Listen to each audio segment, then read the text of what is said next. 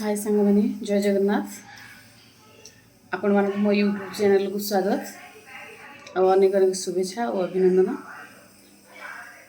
मु आशा करुँच आपण मैंने समस्त बहुत भल थे, मु भी बहुत भल अच्छी, मो फैमिली भी समस्त बहुत भल अच्छा।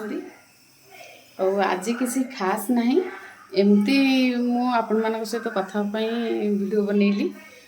आपण मैंने तो जानते आम सब खरारे पखाल खाऊनी, आमको गरम भल लगे सेमती आम आज भी सेमती पखाल खाऊँ। पखाल कौन सारा आइटम करुँच आसन देखा आपण मैंने सब कौन आइटम करती मत कमेंट करी कहे। पखाल सहित कौन खाया बेसी भल पाती कहीं मु तो पखाल सहित आमर मो हजबैंड तो भल पाती बड़ी चूरा आउ कि छणा छणी जिनस एगुड़ाक कि डालमा फालमा जहाँ आज मुझे बोट आलू चचड़ी करी आउे पोटल आलू चिप्स करी आ बड़ी चूरा टी करी आचार निजे मु बनई से आचार टी नहीं आम पखाल खाइबू। आपण मैंने कौन खाया भल पाती मत कमेंट करी कहे। मत आपण मान कमेंट देखा बहुत ही भल लगे, बहुत खुशी लगे। आउ चलतु एबे आम स्टार्ट करवा। देखु ये बुट सीझे नहीं कहीं बुटा सीझे ने जल्दी सीझीज मानने तरकारी हो बहुत भल लगे। बेसी समय सीझे भल लगे बुटा बेसी समय नहीं सीझे से जल्दी सीझा प्रेसर सीटी मारिदिए। आउटे देखते बड़ी भाजी नौची बड़ी में किसी पकईदी खाली कंचा लंका टी आ रसुण टे छेचिदेले सोरिष तेल पकईदे बहुत ही टेस्टी लगे।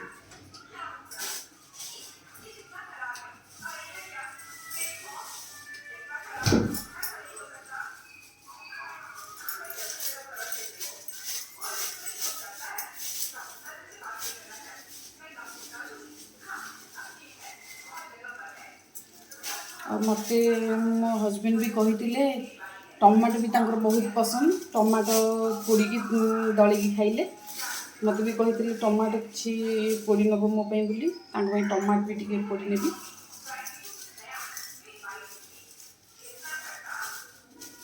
बैगन से भल पानी बैगन टा मुझे भल पाए बैगन पोड़ा खाइए पखाल खास बहुत भल लगे।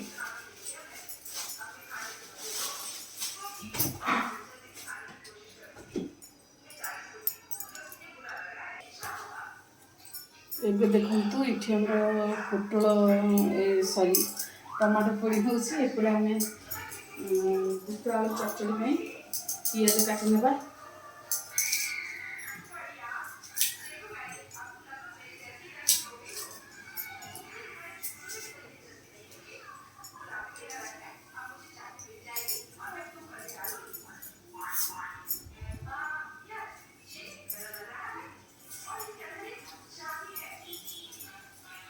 एबे नखटा मोर भांगी जाइए से लेट हो काटापी।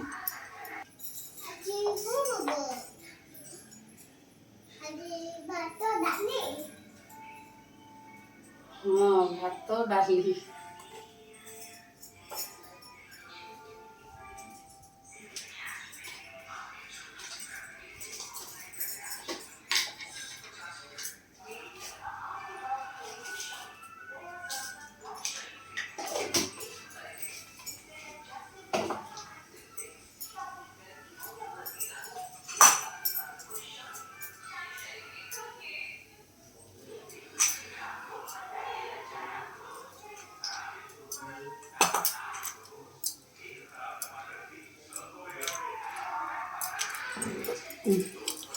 ये देखते आम बड़ी कंचा लंका रसुण टे छेची ना एपटे आम बुट तरकारी चचड़ी फुटण पकईने पियाज पकई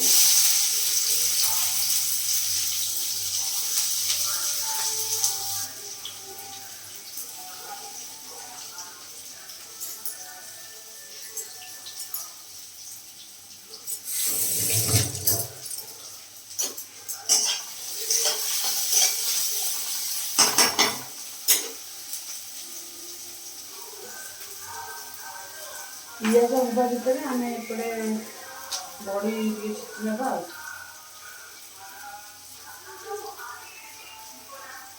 ଏଠି ଟିକେ ଲୁଣ ପକେଇ ଦେଉଛି, ଜଲ୍ଦି ପିଆଜ ହେଇଯିବ।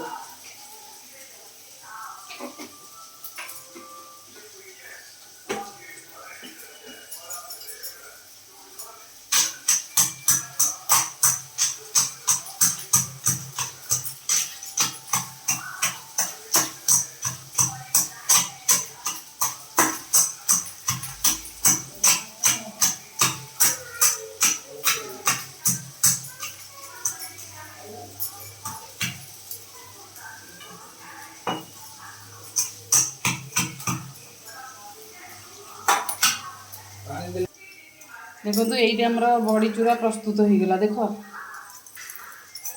କେଉଁ ସାଙ୍ଗମାନେ ମୋର ବଡ଼ି ଚୁରା ଖାଇବାକୁ ଭଲ ପାଆନ୍ତି ଜଲ୍ଦି ଜଲ୍ଦି କମେଣ୍ଟ କରି କହିବେ ମୋତେ, ଆଉ ଜଲ୍ଦି ଜଲ୍ଦି ଆସନ୍ତୁ କରି ଖାଇବା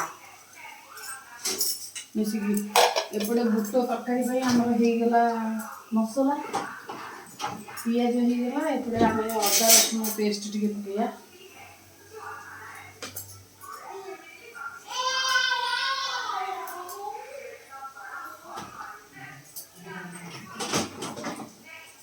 ମୁଁ ସବୁଦିନେ ଅଦା ରସୁଣ ପେଷ୍ଟ କରେନି, ସପ୍ତାହକୁ ଥରେ ଦୁଇଥର ପେଷ୍ଟ କରିକି ମୋର ପୁରା ସପ୍ତାହ ଯାକ ଲାଗେ। ସବୁଦିନେ ପେଷ୍ଟ କିଏ କରିବ ଅଭ୍ୟାସ। ଥରେ ମୁଁ ପେଷ୍ଟ କରିଦେଇକି ମୁଁ ଷ୍ଟୋର୍ କରିଦିଏ ଫ୍ରିଜ୍ରେ।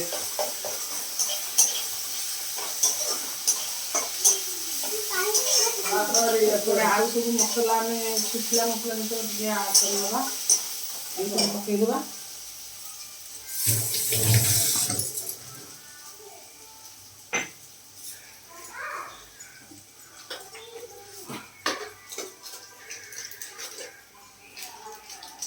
ଟିକେ ଧନିଆ ପାଉଡର ପକେଇବା। ଟିକେ ଚିଲି ପାଉଡର ଏଠି ପକେଇ ନେବା।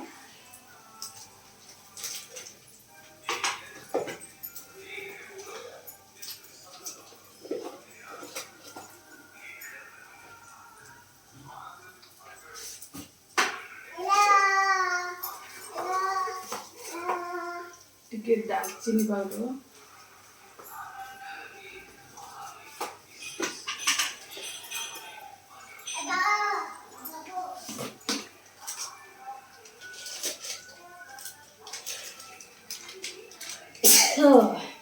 जीरा पाउडर,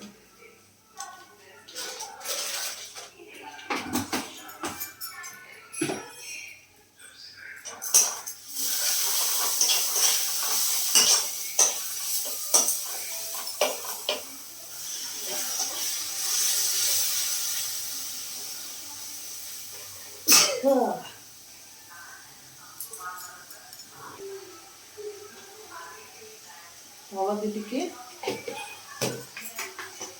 लुण आम आगे पकईले मन ना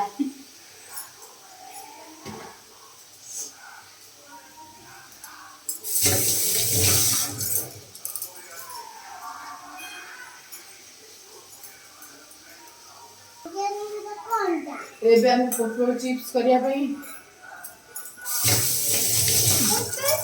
सब मसला पकई धनिया पाउडर, जीरा पाउडर, महंगा पड़ेगा रेड चिली पाउडर,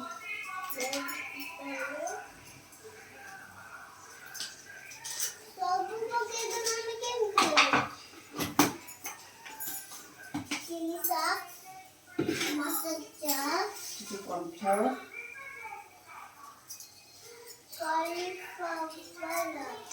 कॉलीफ्लावर ना कॉर्नफ्लावर,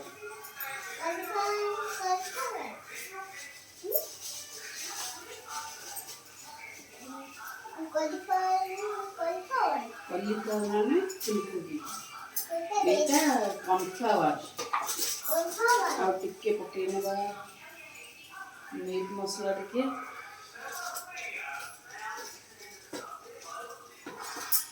एटा गरम मसला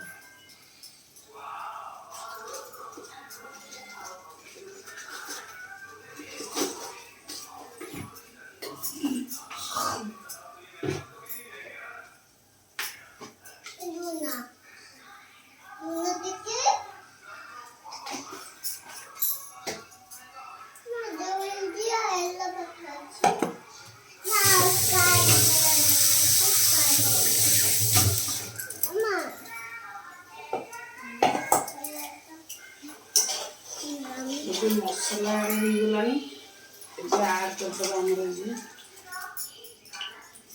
ବୁଟ ଡାଲି।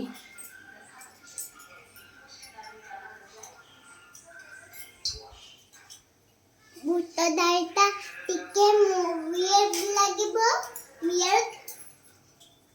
ସୋଟ ରାଖିବ ମିନିଟ ଲଗେଇକି ପାସ୍ତା ଯିଏ ଯଦି ଭଲ ପାଆନ୍ତେ ଡାଲି ସାଙ୍ଗେ ସବୁ ଖାଇବ ଏତେ ସ୍ୱାଦିଷ୍ଟ ଲାଗିବ। ଏଇଠି ଆମେ ଗୋଳେଇ ନେବା ଚିପ୍ସ ପାଇଁ। ଯଦି ଆମ ପ୍ରୋପାର ଏବିଠୁ ଲେକ୍ସଟ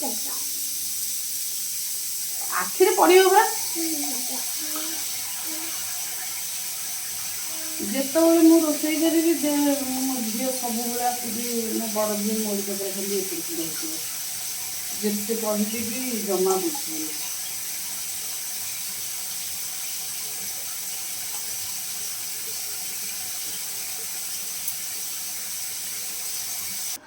ଦେଖନ୍ତୁ ସାଙ୍ଗମାନେ ମୋର ଏବେ ଫାଇନାଲି ରୋଷେଇ ସରିଲା।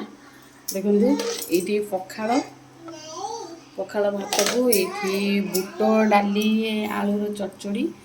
କାହିଁକିନା ଆମ ସାର୍ ବହୁତ ଭଲ ପାଆନ୍ତି ବୁଟର ରେସିପି ଯାହା ବି ହେଇଥାଉ।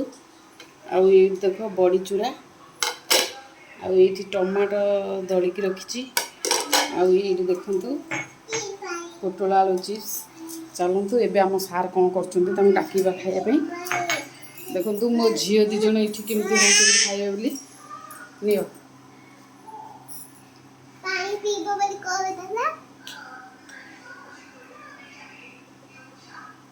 ଛୋଡ଼ ଚାଲ ଚାଲ ଚାଲ ପାପାଙ୍କ ପାଖକୁ ଯିବା। ପାପାଙ୍କୁ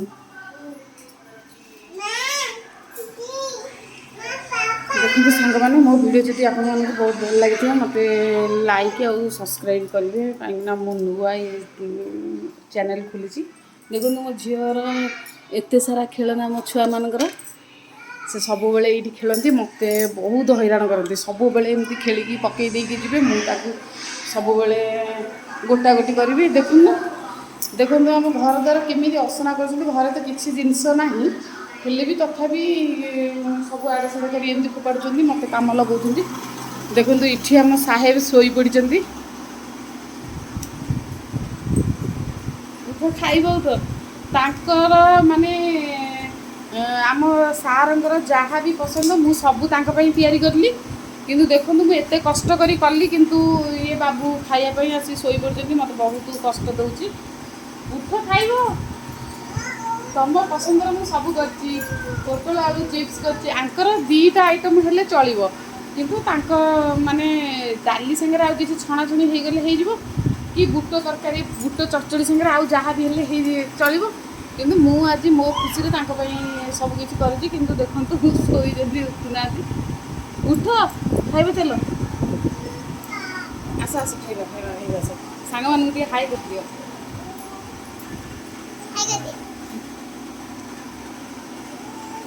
ହାଏ ସାଙ୍ଗମାନେ, ମୋର ଆମ ସାର୍ ବହୁତ ମାନେ ପରିଶ୍ରମ କରୁଛନ୍ତି ଆମ ପାଇଁ। ଦିନ ରାତି ସବୁବେଳେ ଯାଇକି ଗାଡ଼ି ଫାଡ଼ି ଚଲାଉଛନ୍ତି। ବହୁତ ହିଁ ଦୁଃଖ ଲାଗୁଛି ମୋତେ। ସେଇଥିପାଇଁ ତାଙ୍କ ପସନ୍ଦର ମୁଁ ସବୁ କିଛି କରୁଛି ତାଙ୍କ ମନ ଖୁସି କରିବା ପାଇଁ। କିନ୍ତୁ ସିଏ ଦେଖନ୍ତୁ ରାତିରେ ଖାଲି କାମ କରିବାକୁ ଯାଇଥିଲେ, ଆସିକି ଶୋଇଛନ୍ତି। ଆସ ଖାଇ ଦେଇକି ଆସି ଶୋଇବ।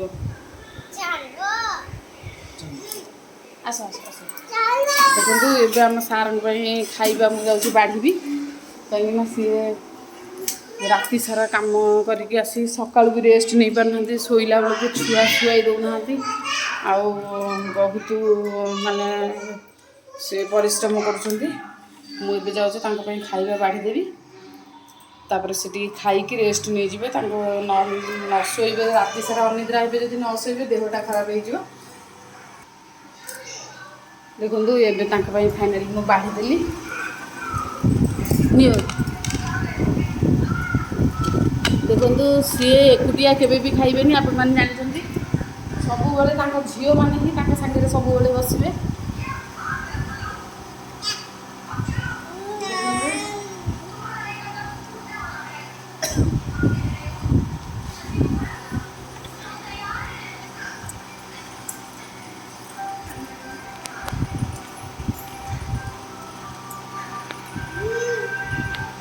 ଏଇ ମୋ ଝିଅ ଆପଣମାନଙ୍କୁ ଦେଉଛି ଖାଇବା ପାଇଁ। ଆପଣମାନେ କିଏ ପଖାଳ ଖାଇବାକୁ ଖରାବେଳେ ଭଲ ପାଆନ୍ତି ଆଉ କ'ଣ ଖାଆନ୍ତି ଆପଣଙ୍କୁ କହିବେ। ଆମେ ତ ସବୁଦିନ ପଖାଳ ଖାଉଛୁ। ପଖାଳ ମାନେ ବାସି ପଖାଳ ମୁଁ ସକାଳୁ ରୋଷେଇ କରିଦେଇକି ତାକୁ ପଖାଳ କରିଦିଏ। ଖରାବେଳକୁ ଖାଉ ଦହି ପଖାଳ ନହେଲେ ପ୍ଲେନ୍ ପଖାଳ ଯାହାକୁ କରିକି ଖାଉ। ଆଉ ଆପଣମାନଙ୍କୁ ଯଦି ମୋ ଭିଡ଼ିଓ ଭଲ ଲାଗିଥିବ ଲାଇକ୍ ଆଉ ସବସ୍କ୍ରାଇବ୍ କରିବେ। ଏମାନେ ଖାଇସାରିଲା ପରେ ମୁଁ ଖାଇବି, କାହିଁକିନା ଯେହେତୁ ମୁଁ ଘରର ମା, ଛୁଆଙ୍କର ମା, ଆଉ ସେଇଥିପାଇଁ ସେମାନଙ୍କୁ ଖାଇବା ଦେଇ ମୁଁ ଅପେକ୍ଷା କରେ। ସେମାନେ ଖାଇସାରିଲେ ମୁଁ ଖାଏ। ଆଉ ଦେଖନ୍ତୁ ଏବେ ସେ ଆରମ୍ଭ କଲେ, ତାଙ୍କର ସରିଲେ ମୁଁ ଖାଇବି। ଆପଣମାନେ ବି ଖାଇନିଅନ୍ତୁ ଜଲ୍ଦି। ଆମେ 12:30 ଗୋଟେ ପାଖାପାଖି ଖାଉ, ବେଶୀ ଲେଟ୍ କରନି କି ବେଶୀ ବେଳାରେ ଖାଉନି। ରଖୁଛି ସାଙ୍ଗମାନେ, ନମସ୍କାର, ବାଏ।